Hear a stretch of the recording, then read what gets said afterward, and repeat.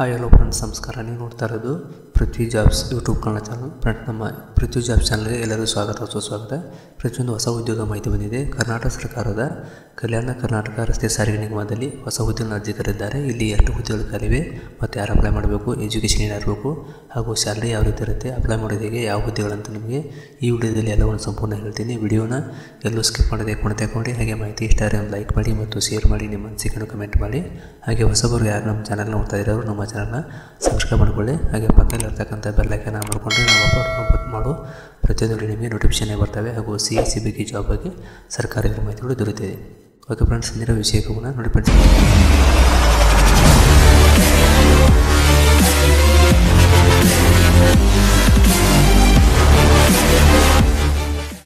ಇದು KKRTC ಕಲ್ಯಾಣ ಕರ್ನಾಟಕ ರಸ್ತೆ ಸಾರಿಗೆ ನಿಗಮದ ನೇಮಕಾತಿಯಾಗಿದೆ. ಇಲ್ಲಿ 10ನೇ ತರಗತಿ ಮತ್ತು ITI ಪಾಸ್ ಅವರಿಗೆ ಅಪ್ರೆಂಟಿಸ್ ಹುದ್ದೆಯನ್ನು ಅರ್ಜಿ ಕರೆದಿದ್ದಾರೆ. ನಿಮಗೆ ಈ ವಿಡಿಯೋದಲ್ಲಿ ಇದ್ರ ಬಗ್ಗೆ ಸಂಪೂರ್ಣ ಮಾಹಿತಿ ನೋಡೋಣ. ಇವಾಗ ಆಫೀಸಿಯಲ್ ವೆಬ್ಸೈಟ್ಗೆ ಹೋಗೋಣ. ನೋಟಿಫಿಕೇಶನ್ ಮಾಹಿತಿ ಕೊಟ್ಟಿದ್ದಾರೆ. ಕಲ್ಯಾಣ ಕರ್ನಾಟಕ ರಸ್ತೆ ಸಾರಿಗೆ ನಿಗಮ ರಾಯಚೂರು ವಿಭಾಗ ಅಂತ ಕೊಟ್ಟಿದ್ದಾರೆ. ಇದು ಪ್ರಕಟವಾದ ದಿನಾಂಕ 27/12/2023 ಇರುತ್ತದೆ. ಇಲ್ಲಿ ಜಾಹೀರಾತು ಸಂಖ್ಯೆ ಕೊಟ್ಟಿದ್ದಾರೆ.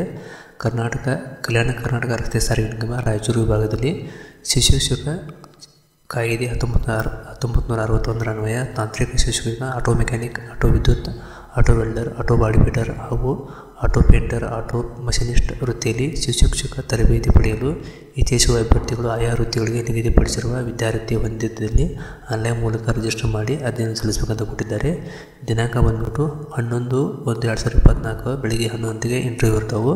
ಮೂಲ ದಾಖಲಾತಿ 1 ಸೆಟ್ ಜೆರಾಕ್ಸ್ ಪ್ರತಿಯೊಂದಿಗೆ ನೀವು 11 ಗಂಟೆಗೆ KKRTC ವಿಭಾಗೀಯ ಕಚೇರಿ ರಾಯಚೂರು ವಿಭಾಗ, ರಾಯಚೂರು ಜಿಲ್ಲೆಯಲ್ಲಿ ಬಂದು ಸಂದರ್ಶನಕ್ಕೆ ಹಾಜರಾಗಬೇಕಂತ ಕೊಟ್ಟಿದ್ದಾರೆ. ಇಲ್ಲಿ ಹುದ್ದೆಗಳ ವಿವರ ಈ ರೀತಿ ಕೊಟ್ಟಿದ್ದಾರೆ. ಮೊದಲನೇದಾಗಿ ಘಟಕದ ಹೆಸರು, ವಿಭಾಗೀಯ ಹೆಸರು ರಾಯಚೂರು ಅಂತ ಕೊಟ್ಟಿರೋದು.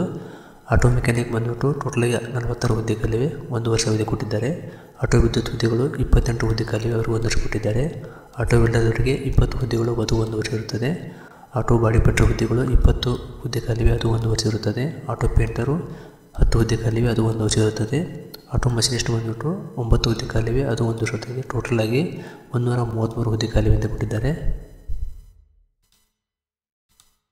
ಇಲ್ಲಿ ಸೂಚನೆ ಕೊಟ್ಟಿದ್ದಾರೆ. ಕ್ರಮ ಸಂಖ್ಯೆ 1 ರಿಂದ 6 ವೃತ್ತಿಗಳಿಗೆ ಆಟೋ ಮೆಕ್ಯಾನಿಕ್, ಆಟೋ ವಿದ್ಯುತ್, auto welder, auto body fitter, auto painter, auto machinist ಸಂಬಂಧಿತ ವೃತ್ತಿಗಳಲ್ಲಿ ITI ಉತ್ತೀರ್ಣರಾಗಿರುವ ಬಗ್ಗೆ ಪ್ರಮಾಣ ಪತ್ರ ಹೊಂದಿರತಕ್ಕಂಥ ಅಭ್ಯರ್ಥಿಗಳು ಅರ್ಹರಿದ್ದಾರೆ ಕೊಟ್ಟಿದ್ದಾರೆ. ವಯೋಮಿತಿ ಬಂದ್ಬಿಟ್ಟು 31/12/2023ಕ್ಕೆ 18 ವರ್ಷ ಪೂರ್ಣಗೊಂಡಿರಬೇಕು. ಗರಿಷ್ಠ ವಯೋಮಿತಿ 40 ವರ್ಷ ಮೀರಬಾರಂತ ಕೊಟ್ಟಿದ್ದಾರೆ. ಇಲ್ಲಿ ಮೀಸಲಾತಿ ಬಂದ್ಬಿಟ್ಟು ಪರಿಶಿಷ್ಟ ಜಾತಿ, ಪರಿಶಿಷ್ಟ ಪಂಗಡದವರಿಗೆ 23 ಮತ್ತು 9 ಪಂಗಡ 9 ವರ್ಷ ಕೊಟ್ಟಿದ್ದಾರೆ. ತರಬೇತಿ ಭತ್ಯೆ ಬಂದ್ಬಿಟ್ಟು ಸರ್ಕಾರ ನಿಗಮದ ಚಾಲ್ತಿಯಲ್ಲಿರುವ ನಿಯಮಾನುಸಾರ ಅಂತ ಕೊಟ್ಟಿದ್ದಾರೆ.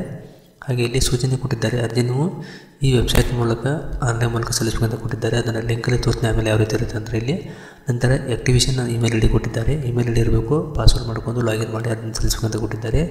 ಆನ್ಲೈನ್ ಮೂಲಕ ಎಲ್ಲವನ್ನೂ ಫಾರ್ಮ್ ಫಿಲ್ಅಪ್ ಮಾಡಿ ಸಂಪೂರ್ಣ ಮಾಡಬೇಕು.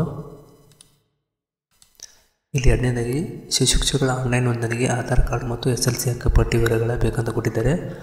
SLC ಮಾರ್ಕ್ಗಳು ಆಧಾರ್ ಕಾರ್ಡ್ ಇರಬೇಕಾಗುತ್ತೆ. ಆಮೇಲೆ 1961 ಅನ್ವಯ ಶಿಕ್ಷಕ ತರಬೇತಿ ಪಡೆದಿರುವವರು ಯಾವುದೇ ವಿಭಾಗದಲ್ಲಿ ಅರ್ಜಿ ಸಲ್ಲಿಸಲು ಅರ್ಹರಿರುತ್ತಲ್ಲ.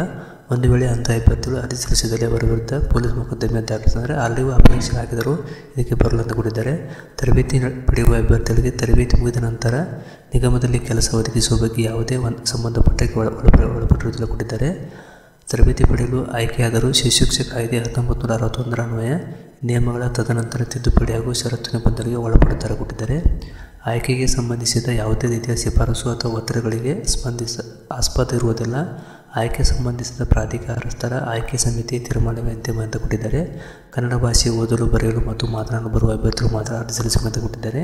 ಇನ್ನು ಶಿಕ್ಷಕ ತರಬೇತಿ ಆಯ್ಕೆಯಾದ ಅಭ್ಯರ್ಥಿಗಳು ರಾಯಚೂರು ವಿಭಾಗದ ರಾಯಚೂರು ಘಟಕ 2, ರಾಯಚೂರು ಘಟಕ 3, ಲಿಂಗಸೂರು ಘಟಕ, ಸಿಂಧನೂರು ಘಟಕ, ಮಾನ್ವಿ ಘಟಕ, ದೇವದುರ್ಗ ಘಟಕ, ಮಸ್ಕಿ ಘಟಕ ವಿಭಾಗೀಯ ಕಾರ್ಯಾಗಾರಗಳಿಗೆ ನಿಯೋಜಿಸಿದ ಯಾವುದೇ ಸ್ಥಳದಲ್ಲಿ ತರಬೇತಿ ಪಡೆಯಲು ಸಿದ್ಧರಿರಬೇಕಂತ ಕೊಟ್ಟಿದ್ದಾರೆ. ಆಮೇಲೆ ಶಿಕ್ಷಕ ತರಬೇತಿ ಆಯ್ಕೆಯಾದ ಅಭ್ಯರ್ಥಿಗಳು ದೈಹಿಕ ಅರ್ಹತೆ ಪಡೆದಿರಬೇಕು ಮತ್ತು ತರಬೇತಿಗೆ ಹಾಜರಾಗುವ ಮುನ್ನ ಜಿಲ್ಲಾ ಶಸ್ತ್ರಚಿಕಿತ್ಸಕರಿಂದ ವೈದ್ಯಕೀಯ ಪ್ರಮಾಣ ಪತ್ರ ಸಲ್ಲಿಸಬೇಕಂತ ಕೊಟ್ಟಿದ್ದಾರೆ. ನಿಗಮದ ಅವಶ್ಯಕತೆಗೆ ಅನುಗುಣವಾಗಿ ಪ್ರಕಟಿಸಿರುವ ಶಿಕ್ಷಕ ತರಬೇತಿಗಳ ಸಂಖ್ಯೆಯ ಅವಶ್ಯಕತೆಗೆ ಅನುಗುಣವಾಗಿ ಬದಲಾಗುವ ಸಾಧ್ಯತೆ ಇರುತ್ತದೆ ಕೊಟ್ಟಿದ್ದಾರೆ. ಆಯ್ಕೆಯಾದ ಅಭ್ಯರ್ಥಿಗಳು ರಾಷ್ಟ್ರೀಕೃತ ಬ್ಯಾಂಕಿನಲ್ಲಿ ಖಾತೆ ಹೊಂದಿರುವುದು, ಆಧಾರ್ ಕಾರ್ಡು ಸಂಖ್ಯೆಯನ್ನು ಬ್ಯಾಂಕ್ಗೆ ಲಿಂಕ್ ಮಾಡಿಸಿರಬೇಕು, ಆಧಾರ್ ಕಾರ್ಡ್ ಸಂಖ್ಯೆಯನ್ನು ಖಾತೆಗೆ ಲಿಂಕ್ ಮಾಡಿರುವ ಬಗ್ಗೆ ಮಾಹಿತಿ ನೀಡುವುದು ಹಾಗೂ ಇಮೇಲ್ ಐಡಿ ಮತ್ತು ಮೊಬೈಲ್ ಸಂಖ್ಯೆ ಆಧಾರ್ ಕಾರ್ಡ್ ಹೊಂದಿರುವುದು ಕಡ್ಡಾಯ ಎಂದು ಕೊಟ್ಟಿದ್ದಾರೆ. ಆಮೇಲೆ ಆನ್ಲೈನ್ ಅಪ್ಡೇಟ್ ಮಾಡಿರುವ ಅರ್ಜಿಯ ಜೊತೆಗೆ ಈ ಜಾಹೀರಾತಿನೊಂದಿಗೆ ಲಗತ್ತಿಸಲಾದ ಅರ್ಜಿಯ ನಮೂನೆಯನ್ನು ಅಭ್ಯರ್ಥಿಗಳು ತಮ್ಮ ಸ್ವಂತ ಕೈ ಬರಹ ಅಥವಾ ಬೆರಳಚ್ಚು ಮಾಡಿಸಿ ಭರ್ತಿ ಮಾಡಿ ಅರ್ಜಿಯೊಂದಿಗೆ ಜನ್ಮ ದಿನಾಂಕ, ವಿದ್ಯಾರ್ಥಿ ಸಂಬಂಧಿಸಿದ ಪ್ರಮಾಣಪತ್ರ, ಆಧಾರ್ ಕಾರ್ಡ್, ಬ್ಯಾಂಕ್ ಪಾಸ್ಬುಕ್ ನಕಲು ಪ್ರತಿ ಮತ್ತು ಪರಿಶಿಷ್ಟ ಜಾತಿ ಪರಿಶಿಷ್ಟ ಪಂಗಡಗಳ ಅಭ್ಯರ್ಥಿಯ ಜಾತಿ ಪ್ರಮಾಣಪತ್ರ, ಆದಾಯ ಪ್ರಮಾಣಪತ್ರ ನಕಲು ಪ್ರತಿಗಳನ್ನು, ಇತ್ತೀಚಿನ 2 ಪಾಸ್ಪೋರ್ಟ್ ಅಳತೆಯ ಭಾವಚಿತ್ರವನ್ನು ಅರ್ಜಿಯೊಂದಿಗೆ ಲಗತ್ತಿಸಿ ಕೆಳಕಂಡ ವಿಳಾಸದಲ್ಲಿ 11/1/2024 ಬೆಳಗ್ಗೆ 11 ಗಂಟೆಗೆ ಅರ್ಜಿಯೊಂದಿಗೆ ಲಗತ್ತಿಸಿದ ಎಲ್ಲ ಮೂಲ ದಾಖಲೆಗಳೊಂದಿಗೆ ಆಯ್ಕೆ ಸಮಿತಿಯ ಮುಂದೆ ತಮ್ಮ ಸ್ವಂತ ಖರ್ಚಿನಲ್ಲಿ ನೇರ ಸಂದರ್ಶನಕ್ಕೆ ಬರಬೇಕಂತ ಕೊಟ್ಟಿದ್ದಾರೆ. ಇಲ್ಲಿ ಕೆಲವೊಂದು ಮಾಹಿತಿ ಕೂಡ ಕೊಟ್ಟಿದ್ದಾರೆ, ಓದ್ಕೋಬೋದನ್ನು. ಇಲ್ಲಿ ಪ್ರತಿಯೊಂದು ಕೊಟ್ಟಿದ್ದಾರೆ, ಅದನ್ನು ಓದ್ಕೊಳ್ಳಿ.